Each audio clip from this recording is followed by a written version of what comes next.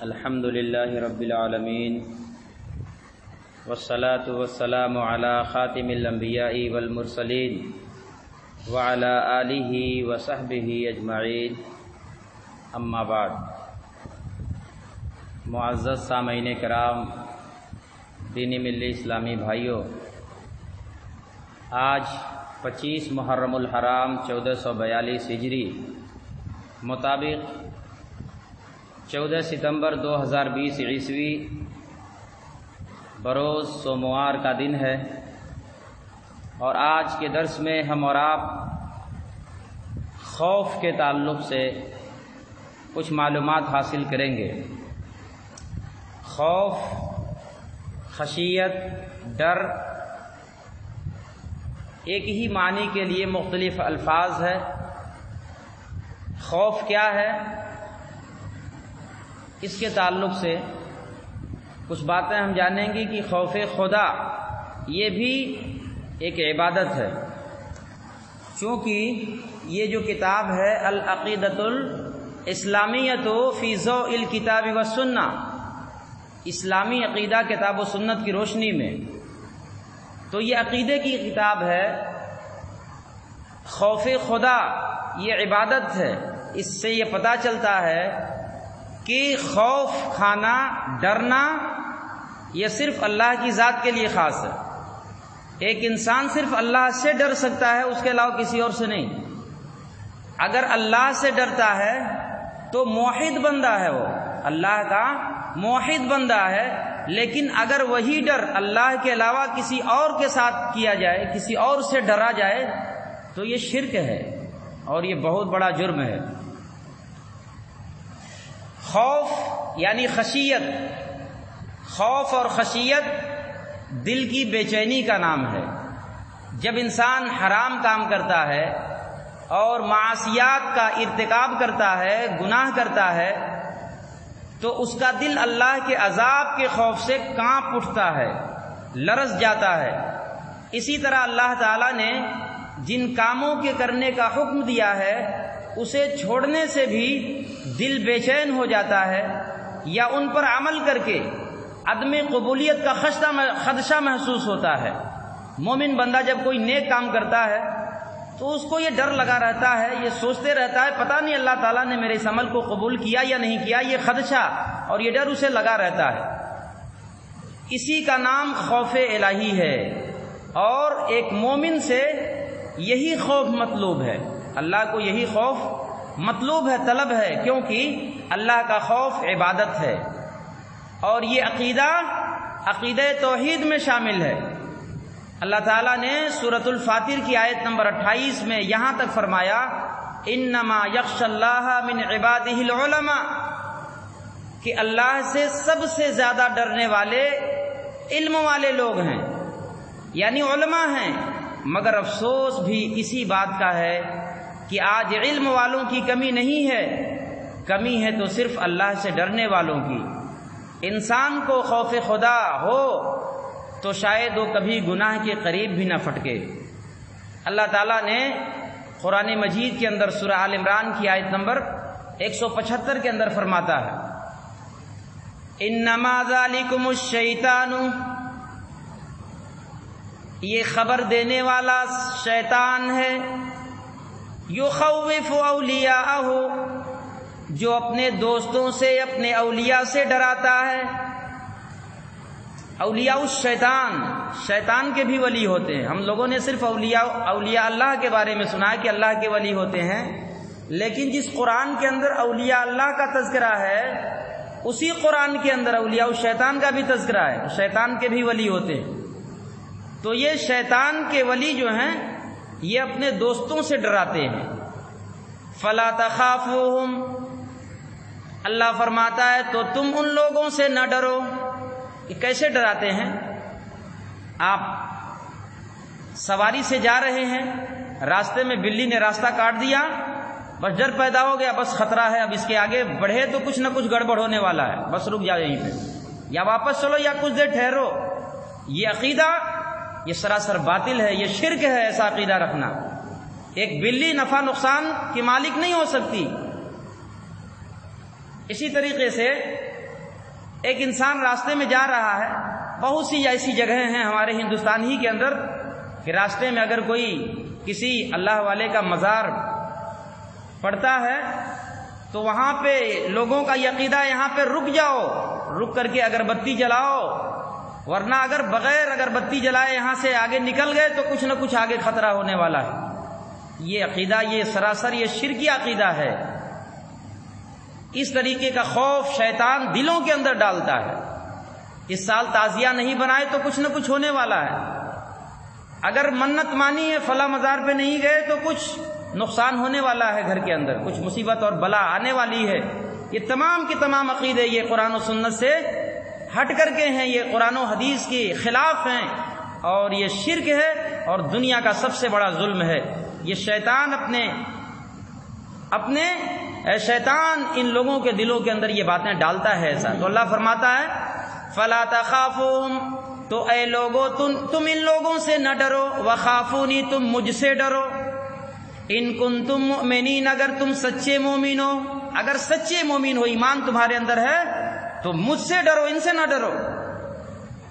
قرآن پاک میں کچھ صورتیں ایسی ہیں جن میں قیامت کی ہولناکیاں اور اگلی قوموں کے حالات کا ذکر ہے، جیسے سورہ ہود، سورۃ الواقعہ، سورۃ الحاقہ، سورۃ المعارج، سورۃ المرسلات، سورۃ النبأ، اور اسی طریقے سے اور بھی بہت ساری صورتیں اور بہت ساری آیتیں قرآن مجید کے اندر ہیں جن میں خاص طور پر عذاب کا ذکر ملتا ہے۔ ان صورتوں کے تعلق سے کتب احادیث کی مختلف روایات کا خلاصہ یہ ہے کہ صحابہ کرام رضوان اللہ علیہم اجمعین، مثلا حضرت ابو بکر صدیق رضی اللہ عنہ اور حضرت عمر فاروق رضی اللہ عنہما وغیرہ نے ریش مبارک میں، یعنی اللہ کے نبی صلی اللہ علیہ وسلم کی بالوں کی سفیدی دیکھ کر کے اظہار رنج کے ساتھ عرض کیا، یا رسول اللہ، اے اللہ کے رسول، آپ بوڑھے ہو گئے، ایسا لگتا ہے کہ آپ کے اوپر بڑھاپا غالب آ رہا ہے۔ امام الانبیاء صلی اللہ علیہ وسلم نے فرمایا کہ مجھے سورہ ہود اور اس کی بہنوں نے، یعنی دوسری چند سورتوں نے بڑھاپے سے پہلے ہی بالوں کو سفید کر دیا، یعنی مجھے بوڑھا کر دیا ہے، کیونکہ ان سورتوں میں پچھلی قوموں پر نازل ہونے والے قہر اور مختلف قسم کے عذاب، قیامت کے ہولناک واقعات اور ان کی منظر کشی کی گئی ہے، اور کفار اور فجار کی سزا اور مومنین اور متقین کی جزا وغیرہ کا ذکر خاص انداز میں آیا ہے۔ اس لیے ان واقعات کے خوف سے، ان اور دہشت کی وجہ سے اللہ کے نبی صلی اللہ علیہ وسلم پر بڑھاپے کے آثار شروع ہو گئے تھے۔ خدا دیکھنا ہے، خدا دیکھتا ہے، یعنی اگر اللہ کا ڈر دیکھنا ہے تو غیر مسلم صحافی یہ لکھتے ہیں کہ اگر خدا کا خوف دیکھنا ہے، اگر خوف خدا دیکھنا ہے، یعنی اللہ کا ڈر دیکھنا ہے، تو مسلمانوں کا دیکھو جو وضو کا پانی منہ میں لے کر کے بھی اسے پیتا نہیں، حلق سے نیچے نہیں اتارتا۔ جب مومن بندہ روزے سے ہوتا ہے، پانی ڈالنے کے باوجود اسے اتنی جرأت نہیں ہوتی کہ وہ اپنے حلق سے نیچے لے جائے۔ اللہ کا ڈر، اللہ کا خوف اس کے دل کے اندر ہوتا ہے۔ صحیح بخاری کتاب المحاربین من اہل الکفر والردہ کی روایت ہے، حدیث نمبر 6806، حضرت ابو ہریرہ رضی اللہ عنہ اس حدیث کی روایت کرنے والے صحابی ہیں، مشہور روایت ہے جسے ہم بارہا سنتے رہتے ہیں۔ قال رسول اللہ صلی اللہ علیہ وسلم، اللہ کے رسول صلی اللہ علیہ وسلم نے فرمایا، سبعۃ یظلھم اللہ یوم القیامۃ فی ظلہ، 7 قسم کے لوگ ایسے ہیں، 7 طرح کے ایسے خوش نصیب ہیں جنہیں قیامت کے دن اللہ اپنے عرش کے سائے کے نیچے رکھے گا۔